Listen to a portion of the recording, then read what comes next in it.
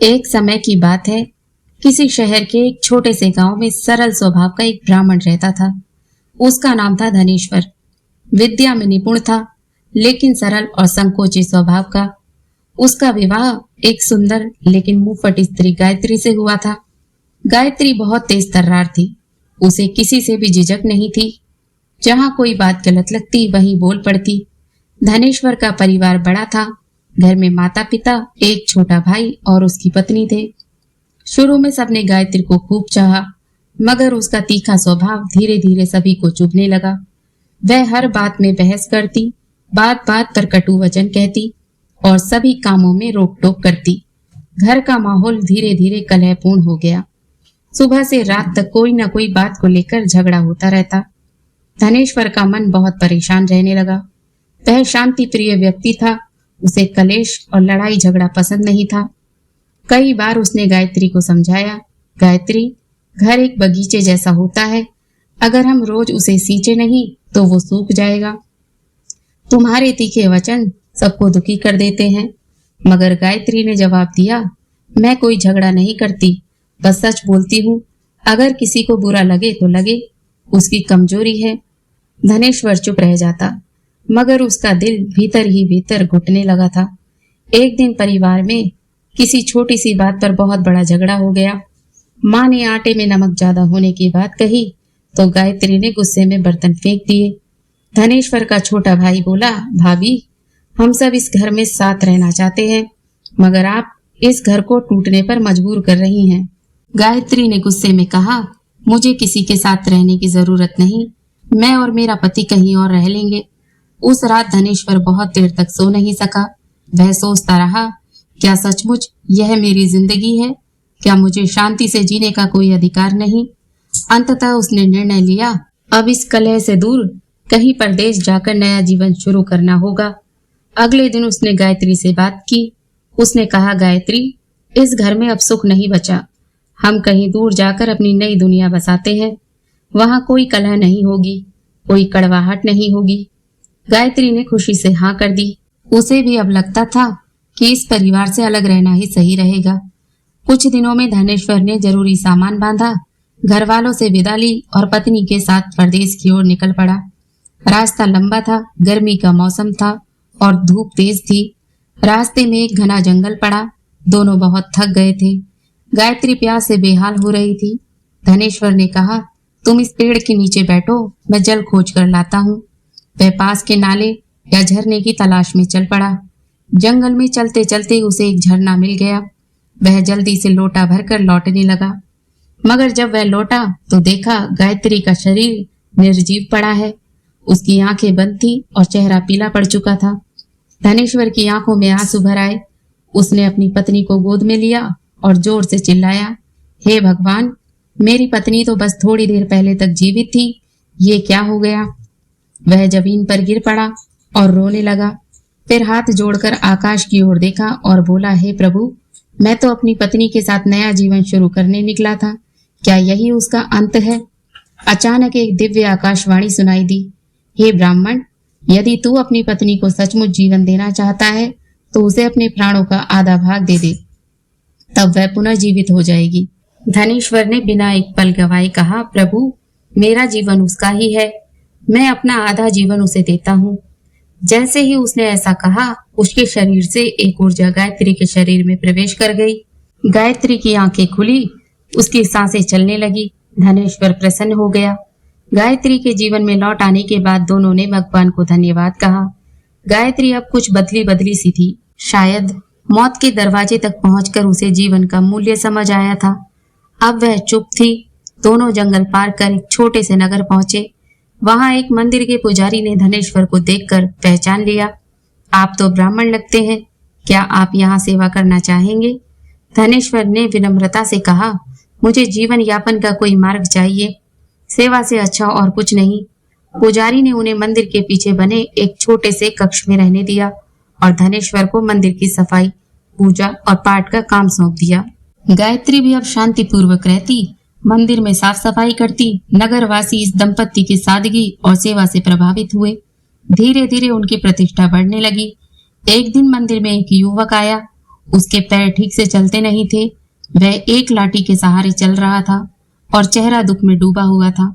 धनेश्वर ने उसकी मदद की और पूछा, बेटा कौन हो तुम, कहाँ से आए हो? उसने कहा, मेरा नाम गोपाल है, मैं अकेला हूँ। बचपन में ही मैंने एक दुर्घटना में माता पिता को खो दिया, शरीर भी विकलांग हो गया, जीवन में कोई सहारा नहीं बचा। अब बस प्रभु की शरण में आया हूँ।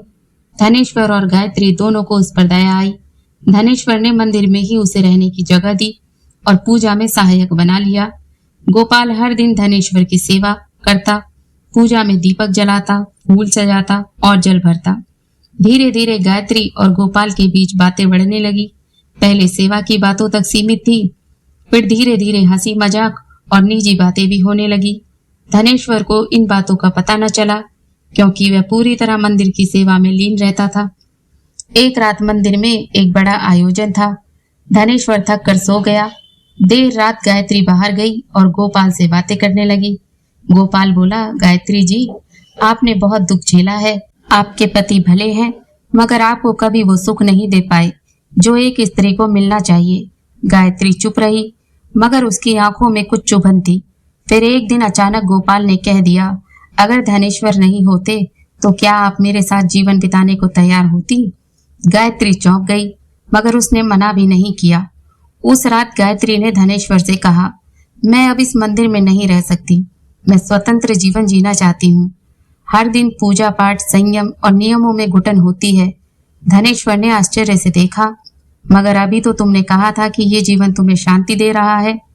गायत्री ने उत्तर दिया, वो सब झूठ था। अब मैं थक चुकी हूँ, मैं अपनी मर्जी से जीना चाहती हूँ। मैं गोपाल के साथ जाना चाहती हूँ। धनेश्वर को लगा जैसे किसी ने उसे जमीन पर पटक दिया हो। उसने कहा, गोपाल, जिसे हमने सहारा दिया वो ही हमारी पीठ में छुरा घोंपेगा? ये सोचा भी नहीं था। गायत्री ने ठंडे स्वर में कहा, मगर अब निर्णय हो चुका है, मैं उसके साथ जा रही हूँ। धनेश्वर को कुछ सूझा नहीं, वह कुछ कह भी नहीं सका। गायत्री अपने वस्त्र और सामान लेकर गोपाल के साथ नगर से चली गई। गायत्री और गोपाल के जाने के बाद धनेश्वर का जीवन सूना हो गया।